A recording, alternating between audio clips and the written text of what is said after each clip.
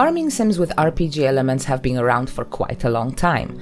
In recent years, they have become more popular than ever, mostly due to the success of Stardew Valley, released in 2016, which brought sudden attention to the genre and produced an ever-growing demand for more games like it. And just as Minecraft once spawned a wave of building and survival games of all shapes and sizes, Stardew Valley has brought a plethora of titles where you mainly plant cabbage, mine, and look for a spouse. Even farming was actually optional because some of the games focused on running a workshop, or a tavern, or even a graveyard. The most important part was building something from scratch. So now, Stardew Valley lovers can sink their teeth into a multitude of similar games of varied quality and themes. Most, if not all, feature a small town of sort, but whether it's modern or medieval, realistic or fantastical, depends on the game. There is one genre, however, I did not expect to see explored in this context, and when I think about it, I really don't know why. After all, it is becoming more and more popular around the world. It is, in fact, forcing its way into the consciousness of the Western audience, mainly through random recommendations on YouTube, which happened to me, and via Netflix. I am talking about Chinese fantasy. Xianxia, to be more precise, which is a type of fantasy based in Chinese folklore, mythology, and philosophy. And let's just leave it at that, because if I try to get into the differences between all the subgenres of Chinese fantasy, I'm gonna go nuts. Okay. So recently, it has come to my attention that there exists a Xianxia farming sim, which is quite funny because it makes it a game about cultivation and cultivation, as in cultivating crops and cultivating to become an immortal.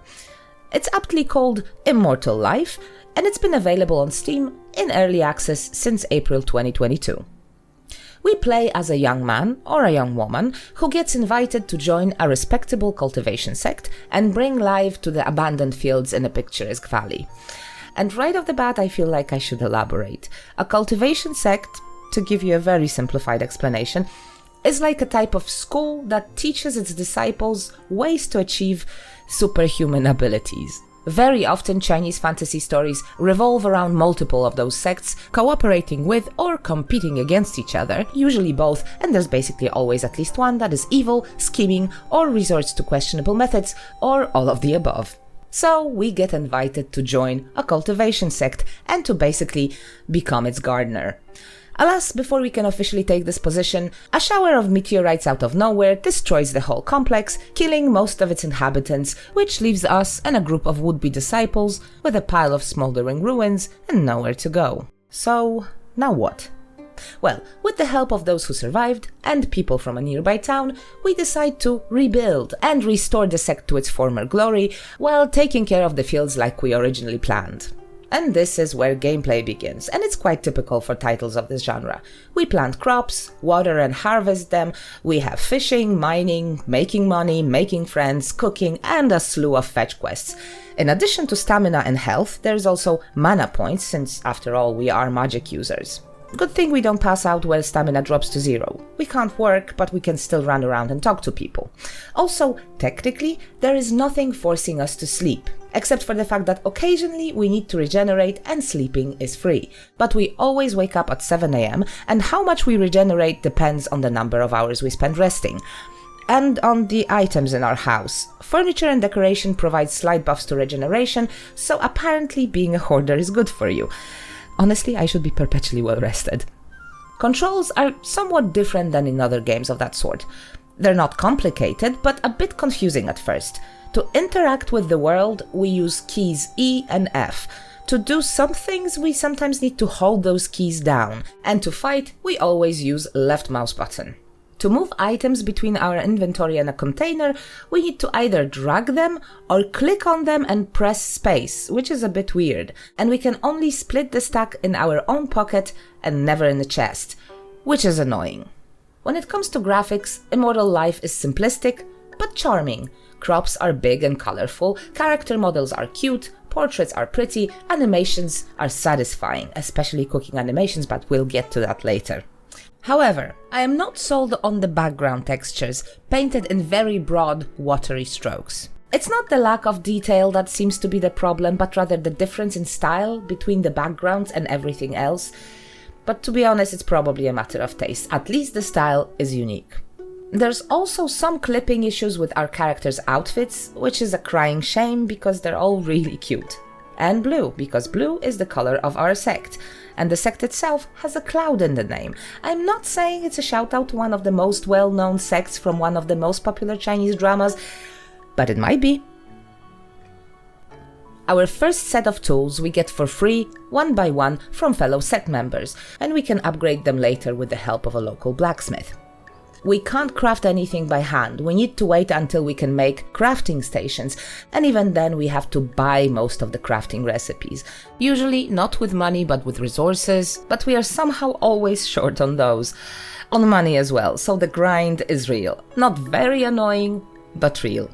On top of that, you never know what to sell and what to keep, because sometimes somebody wants a substantial amount of something you grew way back in spring. You already sold most of it because you desperately needed money, and now it's fall and you can't get the seeds anymore.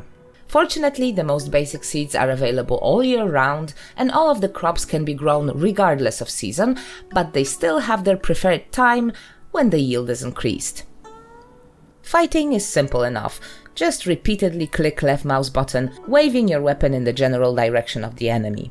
We also get some powerful magical attacks that consume mana points but give very good results. We have to be careful though, because in the caves we will be both fighting and collecting minerals, and switching quickly between our pick and our sword can be tricky and may not register if we try to do it too quickly, and that can cost us a lot of precious HP. Befriending people works like in every other game of this genre. We need to talk to them, give them gifts, and do their quests.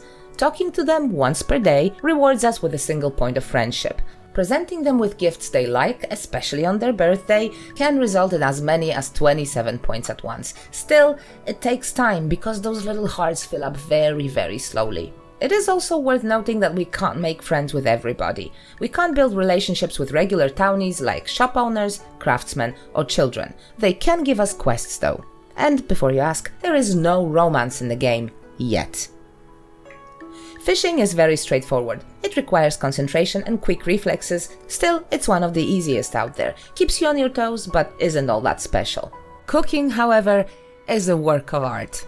You get to use a fully equipped kitchen with preparation areas for every type of ingredient, and you actually have to use them according to the recipe. Every action and ingredient is clearly labeled with a graphic icon, and the only thing you need to learn by heart is the layout of the kitchen itself. Once you remember that, cooking becomes an incredibly satisfying, if a bit hectic activity, and every action is animated. Chopping vegetables and meat, kneading dough, mixing, stir-frying. It's creative, charming, and a lot of fun.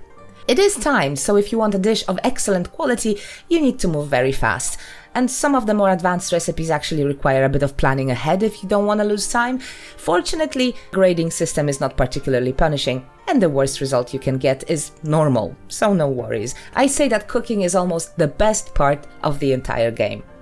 Another unusual and charming addition is taking classes. At some point after rebuilding the lecture hall, we can hire teachers and attend the lectures to gain cultivation points and permanently increase some stats.